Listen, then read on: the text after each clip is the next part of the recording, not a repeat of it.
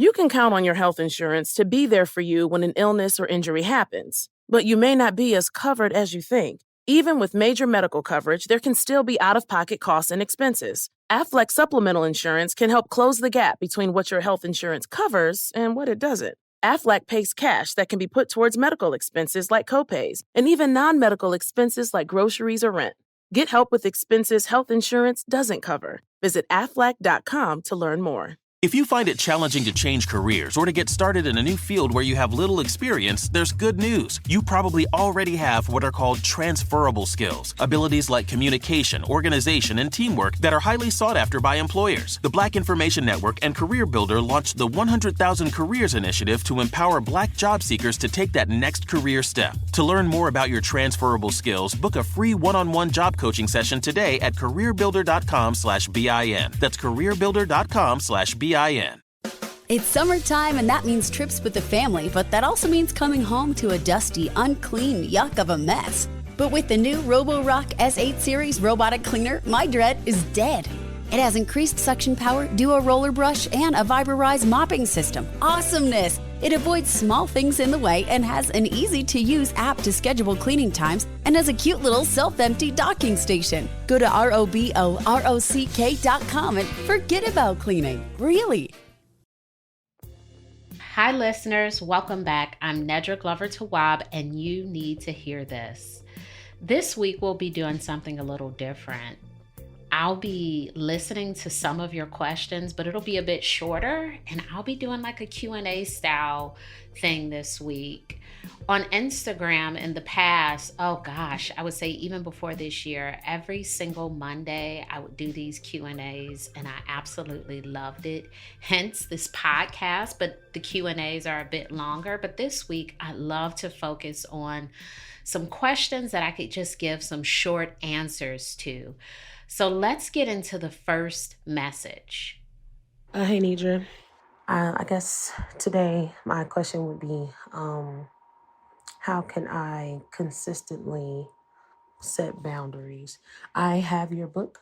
I also have your workbook, and I've read most of your book, but I do it in spurts, and I haven't opened up the workbook yet. But I have so many of these things that I feel like, okay, these are self-help things, but I'm not actually applying them myself because I'm caught up in today and tomorrow and the deadlines and all the things that I have to do. And I guess I've been having custody of my sisters for about 9 years since our mother passed away. And I'm finding she's going off to college this year, and she's the biggest blessing in my life. She's helped me stay consistent with just being able to take care of her and myself. But I do feel like in these last few years that we've been in survival mode, and I haven't truly been able to enjoy too many things except for our time together. But other than that, it's kind of just like, work. And now I have a partner who is willing to, they want me to relocate. I'm very happy with this partner, but I have so many different things on my plate that I don't know how to even choose myself right now. Like, for example, there's something happening this weekend that I committed to, that I paid for, and my sister also has something going on this weekend. And so I'm trying to figure out how to do what I want to do and still not disappoint my sister. And I think that now it's just really difficult for me to navigate everything. And I guess my question is, how can I continuously help myself? And especially when I know better and I'm not doing it, or is this a thing of depression? Knowing better and not doing better is so common. And when this happens, we do beat ourselves up pretty bad. Like, I know the right thing to do. Why am I not getting into these boundaries? And I will tell you, consistency is really hard. You think about these practices that can be so good for us, like not touching your phone before you go to bed or not waking up to the phone, making sure you're drinking, 64 ounces of water. And yet It is so hard to put these things into practice. Oh my gosh, I swear drinking more water has been my goal year after year. I will say, I've done better when I've consistently had a really large water bottle sitting at my desk. How do I stick to that? It's practice. It's every day, day after day, we have to practice it. Just like many of us are in the routine of getting up and brushing our teeth, it required a lot of practice in the beginning. There was a parent, or maybe you were self motivated, but there was something saying, go brush your teeth, go brush your teeth. And then you get into a habit of doing it. So when you think about learning to consistently set boundaries, what you want to focus in on, what are my boundary habits? When I have to make a decision between doing something for myself and doing something for another person, is my habit to immediately let my thing go? Or is it to figure out how to maybe do both? Is it to say, hey, I can't do that with you because I've already committed to myself? I hear you're having a dilemma of your sister having something this weekend and you wanting to go and also having your own thing. And it sounds like you're there for your sister all the time. Is this a significant event where your presence would be missed? Is this an event that perhaps you can come to for a portion of time? I wonder how you can get creative with finding a way to take care of yourself when you've already financially committed to doing just that. Making the choice between yourself and others can be challenging, especially it sounds like you've been in the caregiving role for a very long time. You've been mothering, right? So 9 years you've been mothering. And I want you to start thinking about, how do you mother yourself? What would you tell a child to do? How would you take care of yourself if you were your parent? And if we can think about, I would go to bed earlier. I would read a little bit. I would complete the books I read. I would drink more water. If I commit to doing something for myself, I would do it. Those are all loving things that we would tell ourselves if we were really parenting ourselves, if we were fathering and mothering ourselves. We would give ourselves more grace. We would give ourselves more permission to take care of ourselves. But because it's our big grown body speaking to us, for some reason, we get pretty mean. We're like, girl, you don't have time to do that for yourself. You're being selfish. You're being mean. And the big grown you is not the most realistic all the time. And this is an opportunity for you to start thinking about some of those habits around your boundaries and how you can be better at giving yourself permission to take care of yourself. I want to focus a bit on survival mode. When you are in survival mode, it makes so much sense to just almost on autopilot do all the things you have to do without lots of room to do the things you may want to do or the things that you enjoy.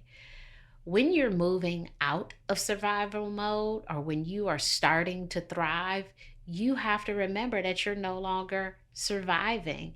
And often we will try to do both. We'll try to have all of those old habits with new free time, with more income, with, a new group of friends, and it just doesn't fit. You are in a completely different position than you were 9 years ago. You're more stable. Your sister is no longer under your care. You now have a partner. There is an opportunity for you to start existing in a different way, to start thriving. And it will call for you to release some of those survival tactics. When I moved from Detroit to Charlotte, I had some, pretty strong personal safety skills that I had to reevaluate upon being in Charlotte. because I grew up in Detroit and there were all these things that you could not do or all these things you had to do to be safe. Like you don't get gas at night. You put, the club on your steering wheel. You have a house alarm. You carry your keys in your hand with the key holding out just in case somebody walks up on you. Like all of these things. And for some time, even in Charlotte, I was doing all of this stuff. And I remember someone saying to me, like, why do you lock your doors as soon as you get in the car? I'm like, so nobody will carjack you, duh. But it wasn't even a city where that was a thing. And not to say it could never happen, but it wasn't very likely. There wasn't a need for a heightened level of personal security. I was taking some of those skills that served me very well in Detroit, I must say, very well. I didn't need them here.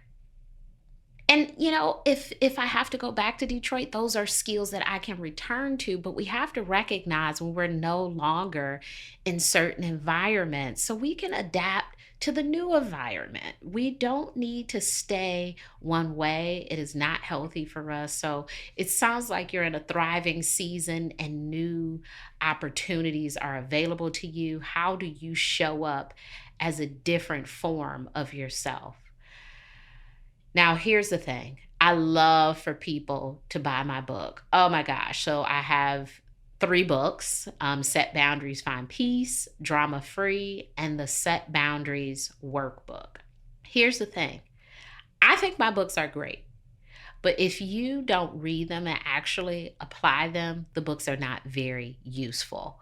I wrote the workbook as a way to help people really get into the practice of boundaries, because sometimes we know, like, oh my gosh, I should say this, I should do this, but we don't know what to say. So the workbook really has a lot of exercises that will help you think about what to say, what to do, why don't you say it. So I think it's a wonderful thing to sort of crack open. It sounds like you opened up the workbook. Maybe you were a little intimidated, but that is the practice part of it. We can't be intimidated by actually doing the work. You do not have to do it all at once. Do it in small bites. Maybe commit to reading a page a day, reading 2 pages a day. I will sometimes, as I'm going through various workbooks that I like to, use in my life or journals, reading a page or 2 a day is enough. You don't need to read the entire chapter. That's a whole lot to apply. But if you're going through a workbook, maybe read a little bit, do an exercise a day. That's enough. That workbook has a lot of opportunities for you to slow down, pause, think, reflect, and apply.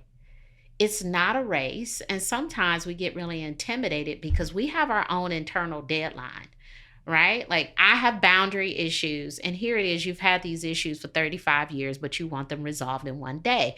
That is not realistic. It will require practice. I don't know how long, everyone is different, but it will require some practice over time. So don't try to read it and apply everything in one day or 1 week or 1 month. It is a process. So read a little bit, apply. Master that, and then move on to the next thing. You don't need a lot of new skills if you haven't really mastered the first thing, or if you're not practicing the first thing. Sometimes when I've gotten new clients in the past, I will get folks who are eager to finish therapy in their first session. So they'll come in, they're like, how long does this take? When will I know I'm done? Can we do this in a month? What are all the things I need to know? And then I have to give them this whole spiel about, well, therapy doesn't work in that way, at least not with me. It is it's a process. Sometimes, you come in for something, maybe it does take 6 weeks for you to work through this thing, or it takes 6 years. I want you to be here for the process of it, because you'll be surprised. Once you get through that thing, other things come up. So you thought you were coming in here for grief, but now you're talking about your relationship issue with your best friend. So let's not rush what this could be. Let's be with it. Let's figure out how we can discover things, how we can apply different things, but there is no rush. Now, it's possible for you to hurry up and quickly get through something, but it doesn't mean that you've mastered boundaries. It doesn't mean that you've mastered all of the skills. You are not a boundaries master, you're a boundaries practicer. So there will be times where you fall off a bit and then you're doing a great job. So I want you to give yourself a lot of grace. Go back to the book, read the book. I would even suggest maybe listening to the book and really getting into that workbook. Don't beat yourself up for being inconsistent. It happens. As I've stated, I've been trying to drink more water probably since my birth. So more water, more water, more water. I'm never giving up on that goal. I might be 80 years old and I will be saying, my goal is to drink more water. I'm okay with that. I think that keeps me thinking about water. Maybe I'm drinking enough. I don't even know. I'm not measuring it. But I know that when we have goals and we feel like, oh, I haven't got to the end of this, it feels like a failure. But I think it being at the front of your mind is a sign that success is around the corner. So grace, grace, grace, grace. We'll listen to another question after the break. The first step in a successful job hunt is crafting your resume. An effective resume showcases the skills most desired by employers. Be sure your resume highlights important skills like computer competency, technical ability such as programming languages, or management experience. The Black Information Network and Career Builder launched the 100,000 Careers Initiative to empower Black job seekers to take that next career step. To learn more about crafting the perfect resume, book a free one-on-one job coaching session today at careerbuilder.com/BIN. That's careerbuilder.com/BIN. Having your health insurance card in your purse or wallet can be a good feeling. It makes you think, okay, cool. If I get sick or injured, I'm covered. Except you may not be as covered as you think. There could be gaps in your healthcare coverage. It's true. Even with major medical coverage, there can still be out-of-pocket costs and expenses. But that's where Aflac comes in. Aflac is a leader in supplemental insurance. They can help close the gap between what your health insurance covers and what it doesn't. When you're sick or injured, bills can rack up fast. Aflac pays cash that can be put towards medical expenses like copays, and even non-medical expenses like groceries or rent. Look, getting sick or injured can happen, but financial hardship doesn't have to. Get help with expenses health insurance doesn't cover. Visit aflac.com to learn more. Tired of wasting time on cleaning? Let Roborock do all the work. The Roborock S8 series is your home cleaning hero. With powerful suction, the Roborock S8 tackles dust and allergens effortlessly. On vacation? No problem. Your Roborock S8 will keep the house spotless while you sip margaritas. Say goodbye to post-vacation blues. Control it all with a handy app and let your reliable robot sidekick do the rest. Visit ROBOROCK.com. Roborock. Forget about cleaning. Really. Okay, we have another letter, and this one is a bit shorter, and I'm excited to listen. So let's get into it. Hi, Nedra. My question for you. I have a sister-in-law who had a traumatic childbirth experience. About a year later, I had a really positive childbirth experience. She's been diagnosed with PTSD, and I seem to be her main trigger.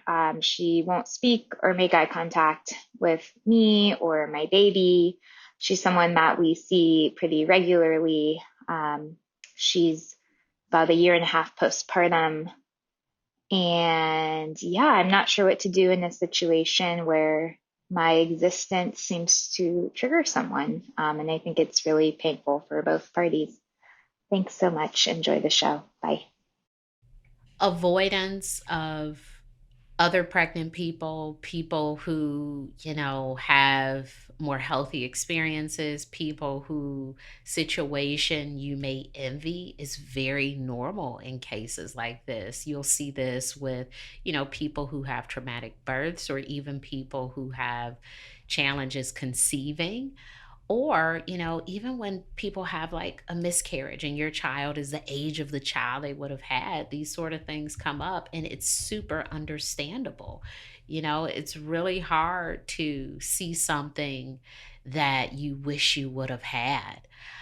I don't know if you need to do anything differently in this situation. The calling is not for you to be less.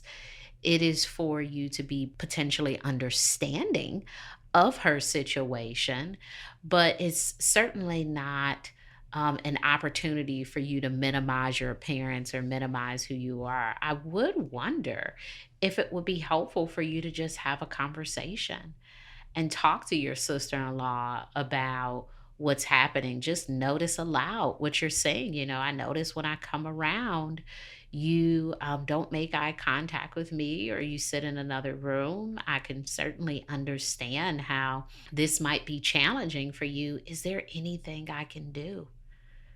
Is there any way that I can help you if my presence is too much? Is it, maybe I need to spend less time with you or come around less often? I don't know, but I think this would be a wonderful thing to troubleshoot with your sister-in-law, because, maybe she has some things that she can talk about that could be helpful for the situation, and it's really hard to assume what might be helpful, but I certainly think a conversation is in order. And when we need to have difficult conversations, sometimes there's this idea like, oh my gosh, this is going to make it worse. This is too touchy feely, but it already sounds bad. I don't know if a conversation stating the obvious would make things worse. And if anything, there's a potential that things could improve, or maybe her, passive aggressive behaviors will lessen. So give her the opportunity to speak about this. But I will say to you, some understanding and patience can go a really long way, because this sounds like a very challenging thing for her. And also, I'm going to repeat it. It's not, anything against you, and it's not a reason to do less or to be less, because it sounds like just your presence, period, is pretty triggering. So have the conversation with her about what is next, how you all can rectify this, if there is some way to deal with some of the challenges she's having. All right, that one was short and sweet. Let's move on to the next question. Hiya, just getting in touch because I found out last year that my wife, or soon to be ex-wife of 4 years, had been in a year-long affair. We've had multiple conversations since. I've waited and kind of delayed applying for a divorce and all that kind of thing, and there was no effort to make amends, no real kind of proper apology or groveling or anything like that. And I'm now in a place where I don't know how to forgive her.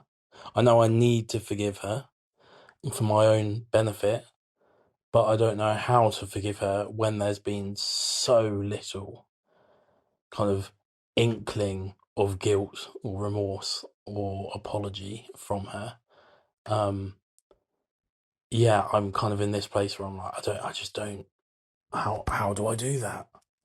Where do I start? What do I, so yeah, I'm really struggling.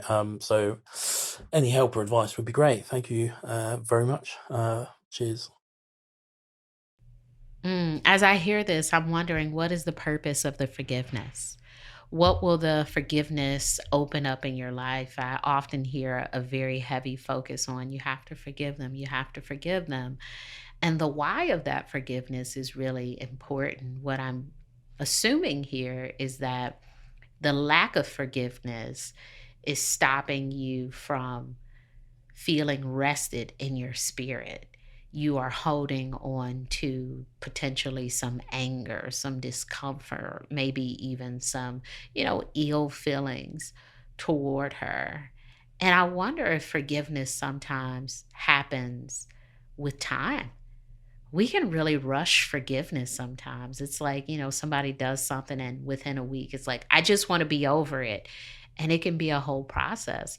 Anger is a part of that process. Feeling resentful might be a part of that process. So, outside of you needing to get over it, I also wonder how you just need to feel the disappointment of something not working out that you didn't want to end. How you can feel the feelings of betrayal without having to do anything with them. The forgiveness may come, but right now, it's okay to be in your feelings. It's okay to think about this and process how it is making you feel.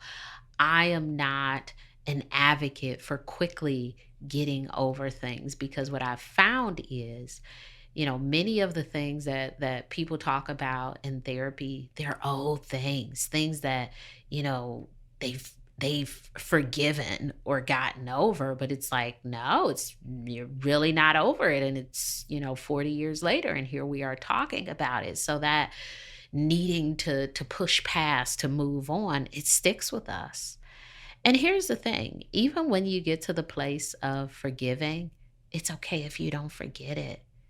You don't have to erase it from your memory. It's something that might be troubling for you to think about in some capacity. The hope is that you hurt less around this situation, that you're less angry about this, that you feel less resentful about this situation. But it may not be to get over it, forget it, or move past it quickly. So again, I go back to the why. Why the pressure to forgive? Is this pressure coming from you? Is it coming from, it doesn't sound like it's coming from your ex. Is it coming from family? What's going on there? I wonder also, oh gosh, I wish I, could ask you a question, but here's my question if I could. How is the lack of forgiveness showing up in your life and your behaviors towards others? Are you sabotaging, new relationships? Are you so angry that you're not allowing people to love you?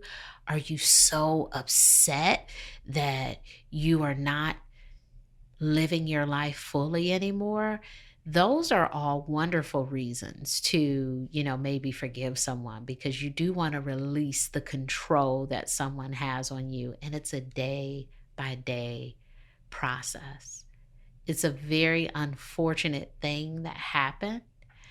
And the thing that is most helpful is allowing yourself to live on, continuing in your life despite it happening. And really allowing, whatever needs to come up right now, whatever feelings that need to come up. And when you're ready to forgive, you'll get to that point and you will release it. You may not be ready for release, and that's okay. There's no pressure. Let's take a break, and then we'll get to the next question.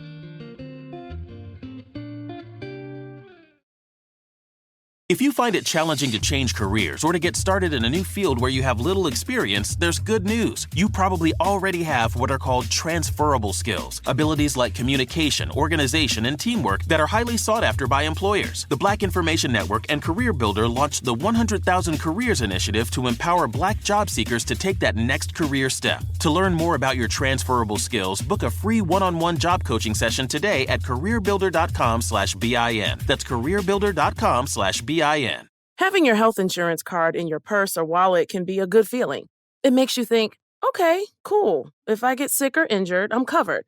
Except you may not be as covered as you think. There could be gaps in your healthcare coverage. It's true. Even with major medical coverage, there can still be out-of-pocket costs and expenses. But that's where Aflac comes in. Aflac is a leader in supplemental insurance. They can help close the gap between what your health insurance covers and what it doesn't. When you're sick or injured, bills can rack up fast. Aflac pays cash that can be put towards medical expenses like copays, and even non-medical expenses like groceries or rent. Look, getting sick or injured can happen, but financial hardship doesn't have to. Get help with expenses health insurance doesn't cover. Visit aflac.com to learn more.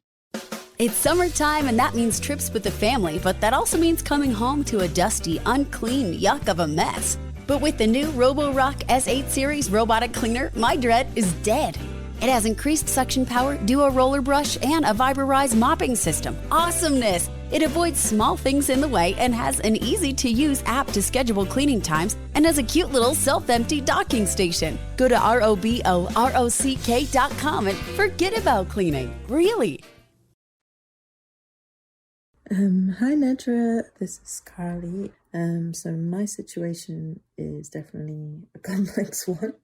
I am a stepmom to my partner who is a widow and has 3 children, and we're both in our early 40s. We recently relocated to France from Germany, where we both lived for 17 years and had a big social circle. So my life has quite quickly changed, and I'm being challenged in ways that are hard to manage sometimes. And I've been using your resources to help me as much as possible to put boundaries in place. But sometimes it gets very complex. So my questions for you are, when are boundaries too much when it concerns children? Is it okay to sometimes detach from children in a detached parenting method for my own state of mind, to save my space, my peace, and my identity? And also, one of my stepchildren has behavioral problems, which is another fun layer to my adventurous life, and I struggle to put boundaries in place with this. I often question, am I being too firm to protect myself? Am I not putting enough boundaries in place with my partner? It's a very complex situation, being a stepmom to a widowed family, and I think that sometimes also involving children that are not your own, it's hard to know how to manage these situations. And I feel like I've taken a lot on, maybe more than I thought I could manage. So yeah, your advice on boundaries and stepchildren and children with mental health issues would be much appreciated. And also boundaries within relationships in step-parent families. I think this is a subject that needs to be talked about more, because I find myself resenting the idea that I should take the children on as if they're my own. I should love them as if they're my own. And me and my partner are trying to approach this more like I am slowly building my relationship with them in respect to me and them. So yeah, thank you. Bye. I love what you said, that you are slowly building your relationship with them in respect to you and them. Although their mother has passed, you cannot take over that role. And I hear a lot of boundaries already in place around being clear that you're not trying to be their mother or a fill-in. You are trying to build a relationship with them, which I think is a really beautiful way to start and a healthy way to show up as a step parent. Now, as for outsiders, people will have opinions around what should happen, what this is supposed to look like, what your role should be.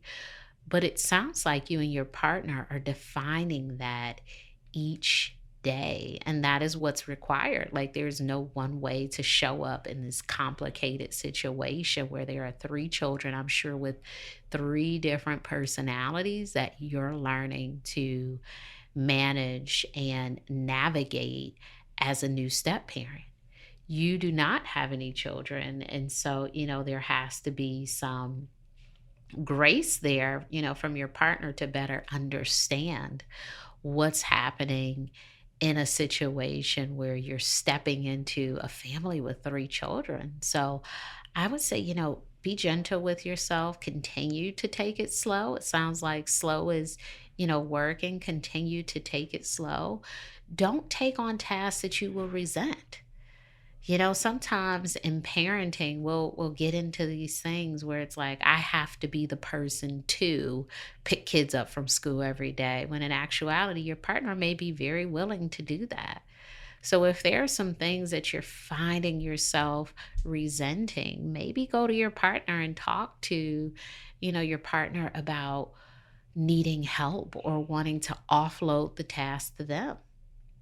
Don't start practices that you won't be able to manage long term or things that impede on the health of the relationship. Because I'll say, in this situation, it's so delicate. You want to make sure you have a healthy relationship with your partner, because you don't want these kids to experience a lot of shifts and a lot of, road transition. So make sure the relationship with you and your partner is really healthy and there's conversations around the discomfort of step parenting. As for someone dealing with a child with mental health issues, it's really important for the parents to get some professional counseling as well. Often the focus is, okay, we're going to send this kid to counseling. This kid is going to get better and then the family will be great. Well, there is, some confusion in the family. There's also chaos in the family. There's a disruption in the family sometimes where you may need your own person. You all may need a couples therapist to talk about how this is impacting your relationship, but you may need your own person, whether that's, a mental health therapist, if it's a coach, someone to talk to about what's going on. I would say you need to get your own mental wellness support to be able to process the things that you're managing with your child who has some mental health issues. There are so many people who primarily focus on kids, and I think that would be a good solution for your child as well, to have their own therapy, and then you're doing therapy and you're working through these things as they come up. Just as these children have experienced a major life shift, you're experiencing one too. You've gone from, not having children to having 3 stepchildren. So that is a huge shift for you as well. And it makes sense that there will be some bumps in this transition that you're going through. So make sure that you're getting support for yourself outside of your partner. You don't want to put everything on them, because your partner, this is their kid. These are their kids, and you want to make sure you're not overloading them with, all of the challenges you're having, that you have someone else who can absorb some of that feedback that you have to give. So I would say, continue to take it slowly to make sure you're building those respectful relationships. Think about some of those roles that you're taking on and how you're feeling about them, and talk to your partner about, redistribution. And lastly, make sure you find a supportive person to process all of these changes with. You need to hear this. When people say life be lifing, what it means is life is complicated and there are no simple solutions. Sometimes we are looking for quick relief, simple relief, fast relief. It's like, going to the store and grabbing the fast relief headache medicine. And sometimes when we do that, we still have to sit with the pain of, our head hurting for a few hours before we get to the relief. Like, there is discomfort in growing. There is discomfort in forgiveness. There is discomfort in placing boundaries in life transitions or how people receive us. There may be, this long period, or even, this short-term long period where we have to face some things that we don't want to deal with. So complicated may be part of the process, maybe not hard, maybe not long term, but a little bit might be just what you need to get to the other side of a difficult situation. You Need to Hear This is an iHeart production hosted by me, Nedra Glover-Tawwab. Our executive producer is Joelle Monique. Our senior producer and editor is Mia Dawn Taylor.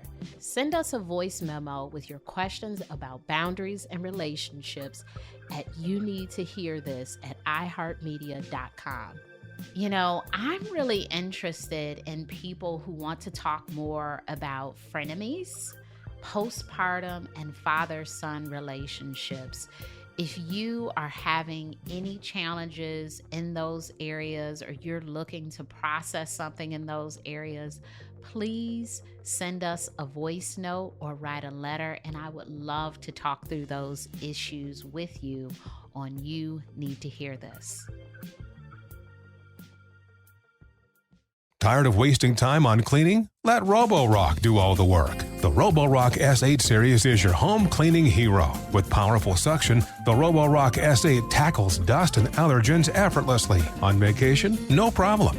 Your Roborock S8 will keep the house spotless while you sip margaritas. Say goodbye to post-vacation blues. Control it all with a handy app and let your reliable robot sidekick do the rest. Visit ROBOROCK.com. Roborock. Forget about cleaning. Really. If you find it challenging to change careers or to get started in a new field where you have little experience, there's good news. You probably already have what are called transferable skills, abilities like communication, organization, and teamwork that are highly sought after by employers. The Black Information Network and Career Builder launched the 100,000 Careers Initiative to empower Black job seekers to take that next career step. To learn more about your transferable skills, book a free one-on-one job coaching session today at careerbuilder.com/BIN. That's careerbuilder.com/BIN.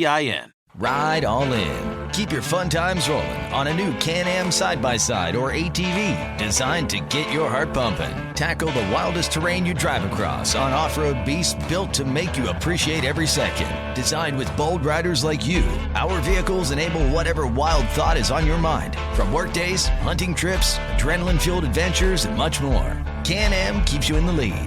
Discover our vehicles at canamoffroad.com and see all the places off-roading takes you. The off-roading takes you. The off-roading takes you. The off-roading takes you. The off-roading takes you.